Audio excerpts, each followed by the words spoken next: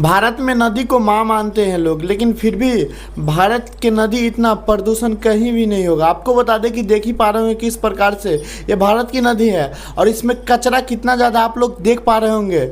और इतना ही नहीं, यहाँ की जो सरकार है वो करोड़ों रुपया खर्च करके नदी की साफ सफाई में लगाते हैं, फिर भी नदी साफ नहीं हो पाती है। वहीं विदेश की नदी को देखिए, वहाँ की सरकार एक फूटी कौड़ी भी खर्च नहीं करती है नदी साफ करने में, फिर भी वहाँ की नदी कितना ज़्यादा साफ रहती है, जैसा कि आप लोग देख ही पा रहे होंगे।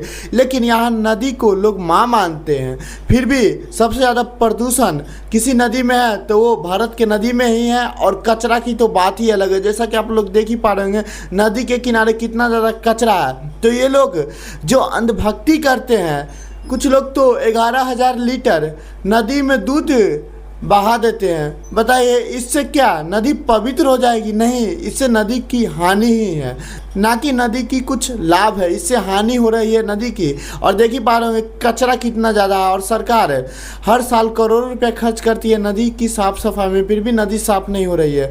तो सरकार को इस पर समझ जाना चाहिए कि जितने भी कारखाने या फैक्ट्री की जो कचरा सब नदी में जो सप्लाई हो रही है या नाले वाली पानी जो सप्लाई हो रही है उस पर रोक लगानी चाहिए, ना कि नदी को सफाई करना चाहिए। भाई तुम साफ कर ही रहे हो, ठीक है, अच्छी बात है, लेकिन जब कारखाने और कचरा जितना भी है नाले की पानी सब चीज़ नदी में ही फेंका रहा है तो कैसे नदी साफ होगा?